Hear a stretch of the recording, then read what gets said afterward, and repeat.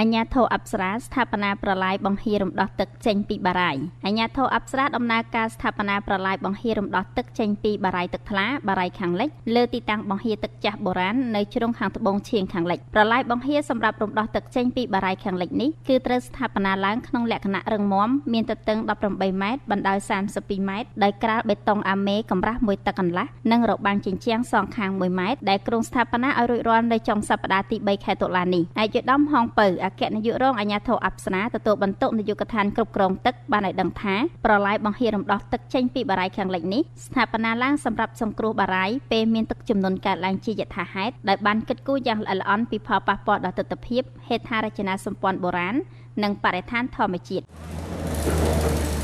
ហើយចំណុចដែលយើងបានបើកនេះគឺជាចំណុចមួយនៅក្នុងចំណុចខាងត្បូងផ្នែកខាងលិចដែលជាអតីតសំណង់ពហិរពីបរមបុរាណអញ្ចឹងយើងគ្រាន់តែប្រើឲ្យបើកឲ្យហូរទឹកនឹងឡើងវិញដើម្បីជៀសវាងការកើនឡើងរបស់ទឹកហើយការកើនឡើងរបស់ទឹកនៅក្នុងបារាយណ៍វាអាចមានផលប៉ះពាល់ដោយយើងដឹងតាមរយៈចាស់បុរាណលោកបានជ្រាបប្រាប់មកហើយថាគឺនៅពេលដែលទឹកហួសលើសកម្រិតនេះវានឹងអាចបាក់ទំនប់ហើយមានស្នាក់ស្នាមប្រហែលជាពីកន្លែងនេះទៅខ្ទង់ជា60ម៉ែត្រចន្លោះពី60ម៉ែត្រទៅ100ម៉ែត្រទៅខាងមុខនេះគឺមានស្នាមបាក់កាលពី60ឆ្នាំមុនអញ្ចឹងអ្វីដែលយើងព្រួយបារម្ភចំពោះការឡើងខ្ពស់ទឹកឡើងខ្ពស់នៅក្នុងបារាយណ៍នេះគឺជាការបាក់ទំនប់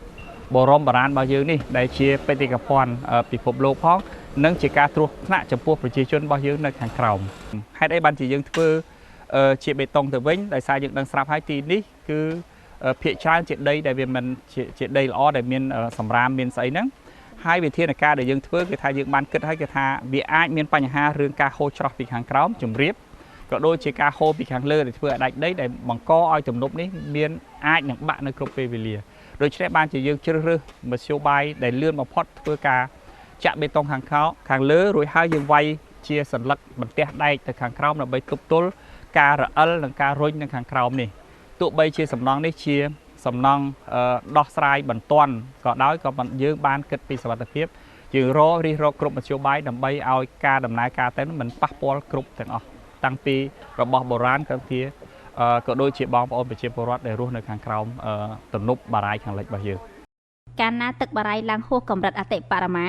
វានឹងអាចហូរចេញតាមប្រឡាយបង្ហៀរទឹកនេះដោយស្វ័យប្រវត្តិសំណង់រឹងមាំនេះយើងអាចទុកប្រើប្រាស់បានយូរអង្វែងម្យ៉ាងទៀតបើយើងមិនស្ថាបនាដោយចាក់បេតុងទេនោះកម្លាំងទឹកដែលហូរអាចច្រោះដីធ្វើឲ្យបាក់ទំនប់បារាយណ៍ដែលបង្កឲ្យមានគ្រោះថ្នាក់ដល់បណ្ដាភូមិនានានៅផ្នែកខាងក្រោមជាមិនខានគួរបញ្ជាក់ថាបារាយណ៍ទឹកថ្លាបារាយណ៍ខាងលិចស្ថាបនាឡើងនាសតវត្សទី11រវាងឆ្នាំ1066នៃគ្រិស្តសករាជមានទទឹង2200ម៉ែត្របណ្ដោយ8000ម៉ែត្រអាចផ្ទុកទឹកជាមធ្យម